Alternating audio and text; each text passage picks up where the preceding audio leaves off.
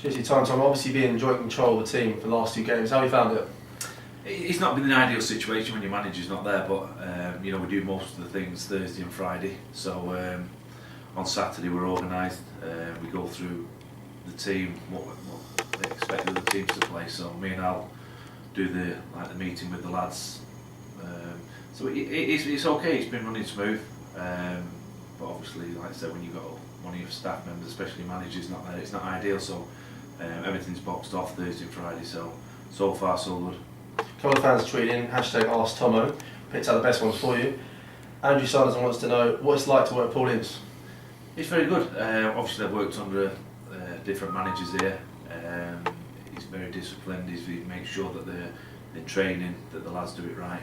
If we don't make the sessions enjoyable, but they're very intense, and like I say, you train as you play, and he makes sure that he prides himself on not conceding goals.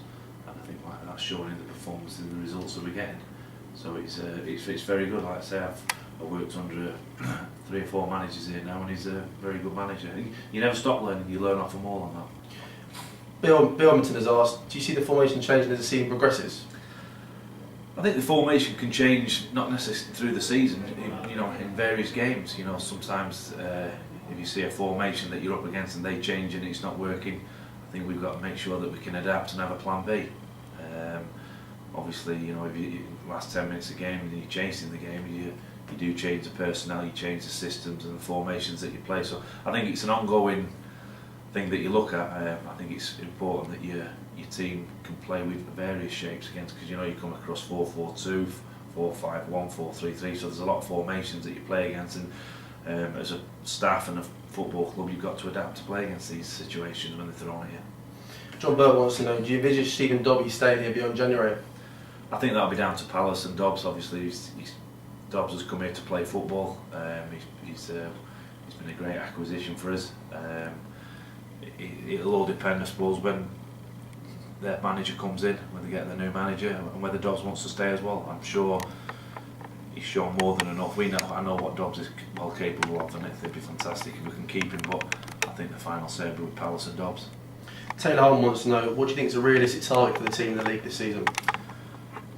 Expectations, I think we should be in the way we're going. I'd be disappointed if we didn't finish in the top half.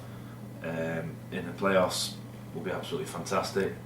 We've got off to a great start. We've just got to make sure that we build on it, but there's no one walking away with it at the moment. And if you look at the results every Saturday and Tuesday, teams are beating each other. So we're not getting carried away where we are at the moment, but we know we've got a good group of lads there, good squad group that we can change things around. So in an ideal world, I'd like to see us in the playoffs, but we know it's going to be difficult, and we don't set targets amongst the players. But I think with this group of players, the expectation should be there with them.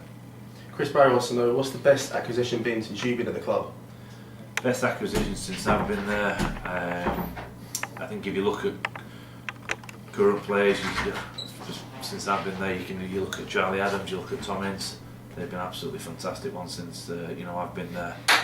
Charlie came in, a great all-round midfield player. He could tackle, he had a great left peg, he could score goals and create goals, and that's a fantastic combination from a midfielder.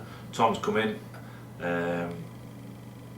he just makes things happen on the pitch. You look at wingers in a lot of divisions and they just don't seem to affect the game. Where Tom does, is a clever one. He will get better with a little bit of strength in that, and I think those two at the moment are standout ones for me.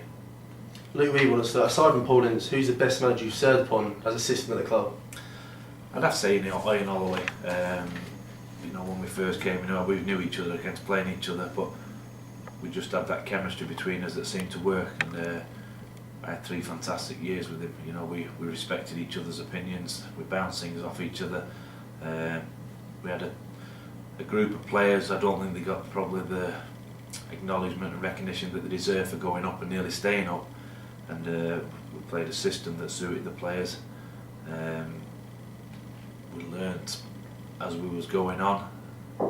We used to work on shape a lot, and he used to trust me with the players to take the sessions. And like I say, it was a very happy 3 years.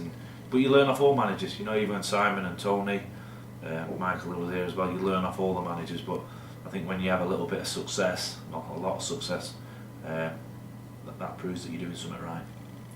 Dave White's asked about who's the most complete player you've worked with at Blackpool and why? The complete player.